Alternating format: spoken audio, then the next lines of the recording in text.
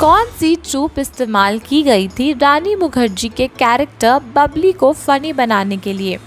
क्या आज भी वैसी ट्रूप इस्तेमाल की जा सकती है?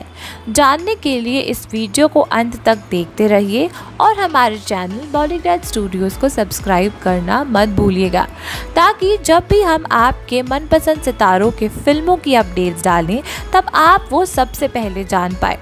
रानी मुखर्जी जिस टाइम बॉलीवुड में आई तब कॉमेडी एज अ जॉनरा कई एक्ट्रेस के द्वारा इस्तेमाल किया जा चुका था। पहली एक्ट्रेस कॉमेडी में सिर्फ कुछ नखरे करती थी और यू स्टूपिड जैसी कुछ डायलॉग्स हीरो को कह देती थी और हीरो हंस देता था और कॉमेडी खत्म।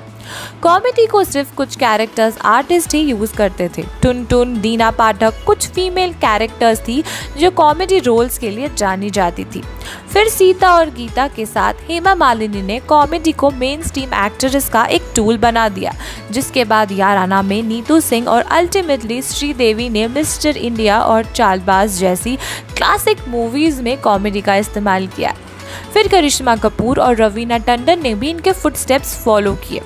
लेकिन 2000 में ब्लैक जैसी फिल्म की वजह से रानी मुखर्जी एक सीरियस एक्ट्रेस के लिए जाने लगी। पर तभी बंटी और बबली में शाद अली ने कॉमेडी रोल में दिखाया रानी मुखर्जी को।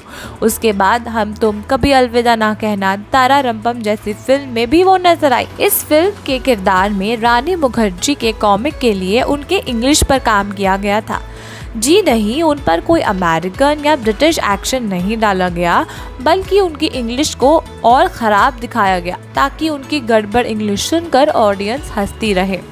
और ये टेक्निक तब काम भी कर गई, पार्टली शाद की अमेजिंग डायलॉग्स और पार्टली रानी की एक्टिंग स्किल्स के वजह से। लेकिन क्या ये टेक्निक आज काम कर पाएगा? आजकल तो दोस्तों आप जानते हैं कि कैसे इंस्टाग्राम और ट्विटर ने बहुत आसान कर दिया है खराब कंटेंट को बदनाम करना। सेक्सिज्म, रेसिज्म, धर्म और जात के ऊपर डिस्क्रिमिनेशंस को बहुत आसानी से नोटिस करके कॉल आउट किया जाता है। तो ऐसे क्लाइमेट में अगर किसी की इंग्लिश बोलने की नाकाबिलियत पर कॉमेडी बनाना, क्या ये काम कर पाएगा?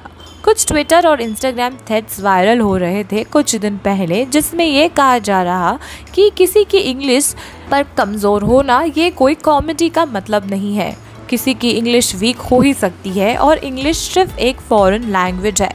क्या पता वो इंसान जिसकी इंग्लिश वीक है वो किसी और लैंग्वेज में महारत हो जिसका भी हमें ना आता हो। ऐसी ही एक वैल्यू पर बनाई गई थी फिल्म इंग्लिश विंग्लिश। फिर 2014 में बनाई गई थी फिल्म हैप्पी न्यू ईयर, जिसमें दीपिका पादुकोण ने भी वैसी ही एक ढीली ढाली इंग्लिश एक्सेंट पकड़ा था कॉमिक इफेक्ट के लिए। फिर संजू में विकी कौशल ने भी ऐसे ही इंग्लिश का यूज़ किया था और उनके प्रोनाउंसिएशन से लोग काफ़ी हंसे भी थे। कई और फिल्में हैं जिसमें ऐसी कॉमेडी यूज़ की गई है, जैसे राजा हिंदुस्तानी का यू कम मैडम या नमक हलाल में अमिताभ बच्चन का I can talk English I can walk English वाला डायलॉग काफ़ी पॉपुलर हुआ था। अभी इंग्लिश का मजाक कॉमेडी में इस्तेमाल करना काफ़ी कंट्रोवर्शियल हो चुका है। अब देखना ये इंटरेस्टिंग होगा कि इस बार इस फिल्म के लिए कॉमेडी में क्या इफेक्ट यूज़ किया जाता है। डायरेक्टर्स कुछ नई टेक्निक सोचेंगे या फिर इस बार भी उनकी इंग्लिश पर ही काम किया जाएगा। ये वीडियो को लाइक और शेयर ज़रूर करें और ऐसे ही अपडेट्स के लिए हमारे चैनल को सब्सक्राइब करें।